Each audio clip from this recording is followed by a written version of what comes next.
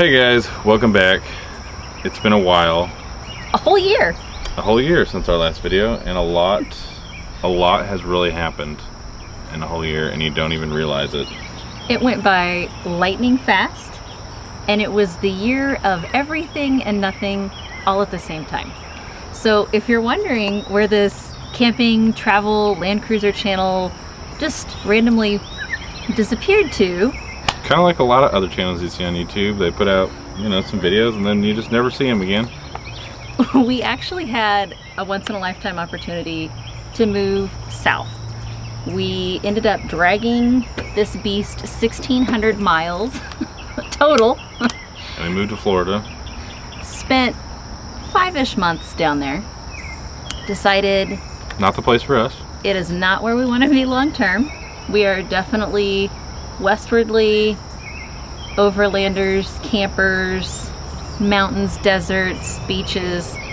Not just butter me up like a hog and throw me on the beach and let me sit in the sun all day type of people. It's a pretty safe bet. I'm not that type of person.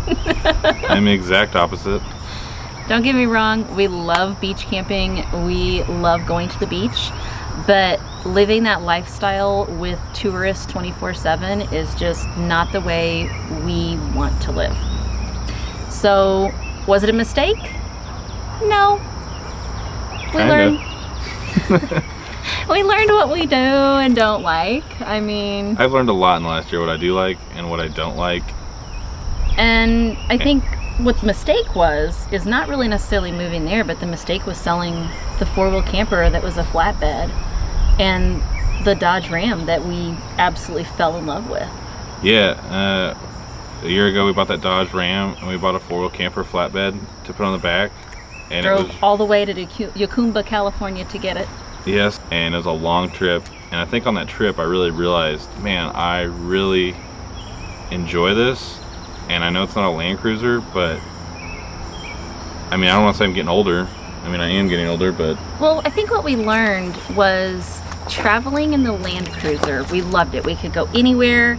We were able to go over any obstacle, even in the stock form. It was really just a super capable platform. yeah. And for 30-day trips at a time, it was the right setup for us. We added the iCamper to the 200 series, and we enjoyed that to an extent. But what we found is when we go on these long-term trips, we run into weather issues. Sometimes We run into space problems. We just need a little bit more space. And weather. Weather is it's a key factor. You just don't know what you're going to get out there. Unless we just sat inside the cruiser with the AC on, it was super uncomfortable when it was hot. And then in San Luis Valley, when it was cold, we ran into these horrific dust storms, and then it was just freezing at night. And unless you have a diesel heater or some kind of portable heater that you can pipe in through the window and then make sure that the window of the Land Cruiser is Vented. yeah, it's not an ideal situation. It's just not enough space for us. And then in the iCamper, it just attracts so much attention.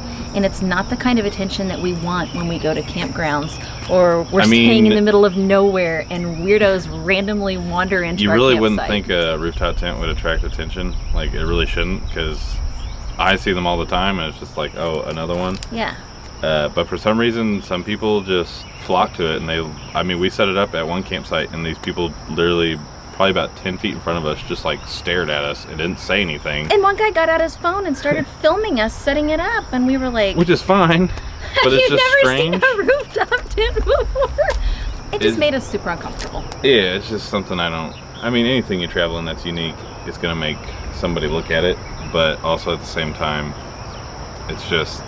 What we realized is we're not here for the vanity aspect of how the vehicle looks. We're more here for how reliable it is, and if it can get us where we're going, and if it's comfortable once we get there. I'm getting to that point where being comfortable is just the way to High go. on the priority list. So when we bought this cruiser, we thought about cutting the top off and doing a Camp Tech pop top on it.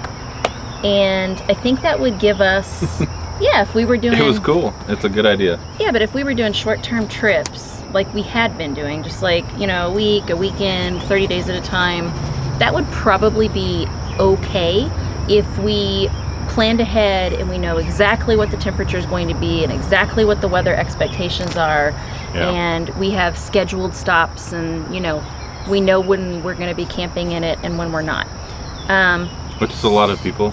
Yeah, I mean, a lot of people do more planning than we do. We kind of like to go, we're going to go here, and then hopefully... We'll get a wild hair and we'll just go, well, we're going to backtrack. Like, not to backtrack here, but one time we went Washington and then we backtracked 400 miles back into Idaho to buy something off Facebook Coeur d'Alene, it's beautiful. off Facebook Marketplace, and then go back. So, I mean, it's just, it's not ideal like that, but that's how our life is. Like, what we have learned over the last almost 6 years is that anytime we try to plan something, it goes completely off the scheduled path. just goes awry. And everything that happens to us, we have to become masters of improvising and masters of improvision. And Is that a real word? improvision? Yeah. I think so. Learn something new every day. That's what we're doing. We're improvising constantly. I'm improvising right now. But that's really what we end up having to do. And that's fine. We're good at that. We're very on the fly, in the sense that when we were traveling with our entire life in the back of a U-Haul away from Florida, when that whole experience just kind of blew up in our face, Our trailer fell off in the middle of the road, at night, 20 degrees, and I had flip-flops freezing on cold. because when we left it was 70 degrees, and now it had fallen to 24 degrees. We wear flip-flops all the time. It doesn't matter. We live in these. But what an experience. What a butt-puckering experience.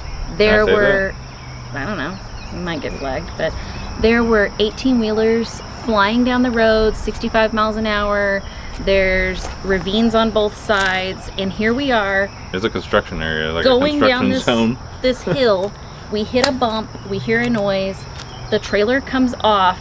It didn't fall off and hit the back of the truck, but it fell off the ball and the chains. Luckily, this is why you have safety chains, but the safety chains kept it there, and it was just a harrowing experience. So we're on the side of the road. We have drug it to the edge. People are racing by. I'm like, oh my God, we're gonna die. 10:30 at night. There's no one out here. We're still a long ways away from our destination. There's no place to stop. There's no ambient light. There's no street lights.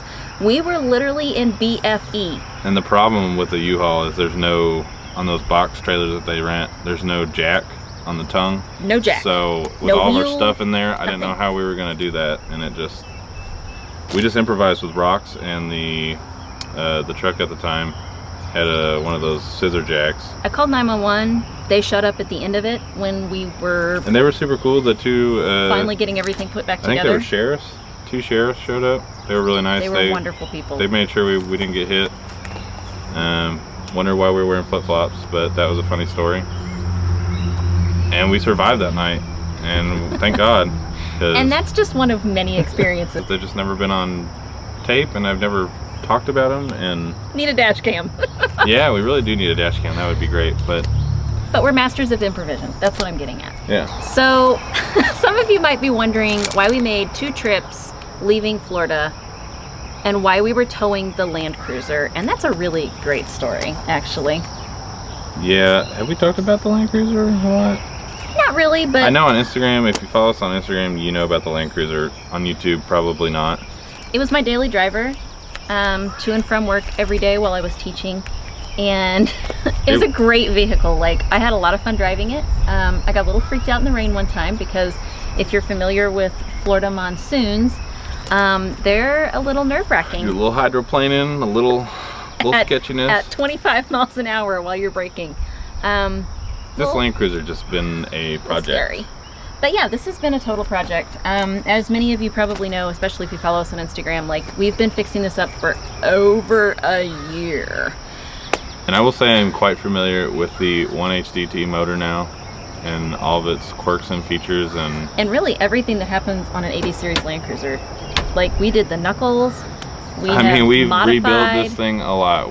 Just to name a few, valve lash, new turbo, new exhaust manifold, timing belt, water pump, changed the brake fluid, new fuel filter with a new fuel filter housing that screws onto the knuckles, new fuel lines, replaced some brake lines, a lift, all new shocks, put on a rear bumper from 4x4 Labs. That was an experience, which really wasn't that hard.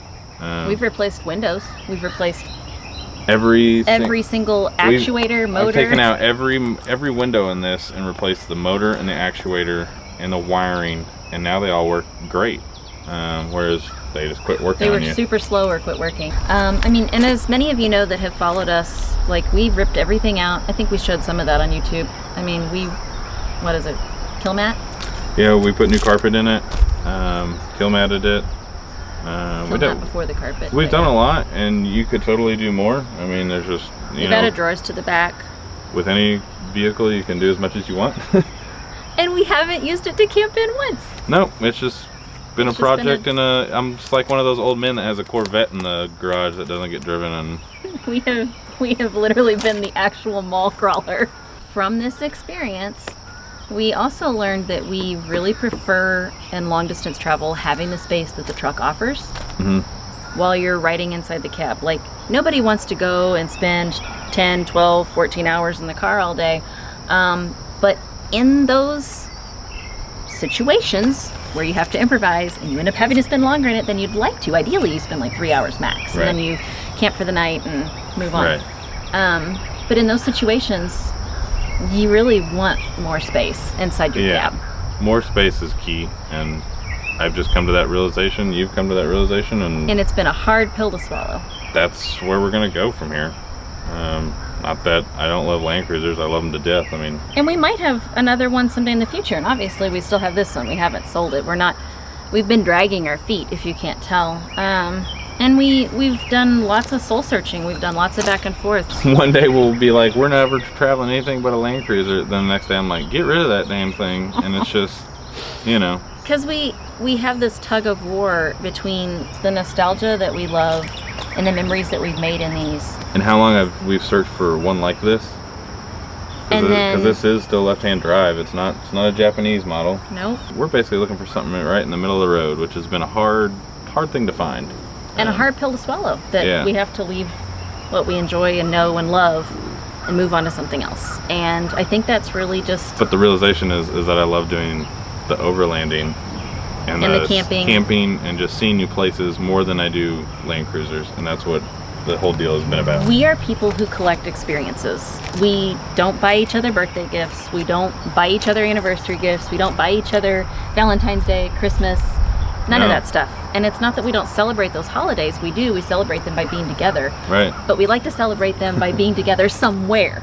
And sharing an experience. And that's what life should be about, is experiencing, and not all these material things. These tangible things that we're told that we need, that we don't need, that we think we need. So I think what this whole last year taught us, it's okay to take a step back and realign, revisit what you really want to do, figure out what makes you tick and what your passion is and what you want to go forward doing, and then use that time to propel yourself in that direction. Yeah, because it's never too late. I mean, that's the problem with a lot of people. I feel like, and a lot of things that have been happening in that was my mindset a lot of the time. It's too late. I can't do that anymore. But a lot of things that have been happening in our personal life. I mean, we've had relatives that have had diagnoses that are not looking too hot. No. We've had people pass away that are very close to us and important to us. We've had people end up with debilitating injuries and stuff. Life's too short to just sit there and like making yourself make a YouTube video. Like, life's too short not to just make it. Yeah. Put it out there. I mean, because really, who cares? I mean, if this is what we want to do, that's what we decided. That's what we need to do. And the compromise is leaving Land Cruisers, figuring just fine. out. Goodbye, Land Cruisers. I mean, maybe one day we'll have another one, you know? Oh, I'm sure we will. We love them too much not to. But right now, for what we want to do, it's going to be a different plan. And like, we thought we could do it in a gasser. Then we thought we needed to do it in a diesel. I think there's a rooster crowing. There's a rooster crowing? Oh, well. We've just kind of come to realize that, yes, a diesel is very important to us. The miles per gallon. Oh, I can't wait for the comments. Oh, diesel suck and diesel's that. But I don't know. It's what I know and that's what I like. They're easier for me to work on. That's why I like them, and I know they get pretty good miles per gallon. Some of the new diesels, emissions, that's a whole different subject for another time. Old vehicles that are diesels that are in good shape, that have been maintained and had basic maintenance, that's the sweet spot. That's what I like. So that's what we're hoping to do. And honestly, we hope that you guys will continue to watch and follow our journey and pray for us. So I guess what we're really trying to say is like for the mild amusement and follow for the disappointment. Like for the mild amusement and follow for the disappointment, because we will definitely disappoint with video uploads and we're not perfect, we're human. Right. But we're working on it. So thank you guys for being here, and we hope you follow along on this journey, and we'll be back real soon with an update on everything that's going on. Maybe next week. Thanks.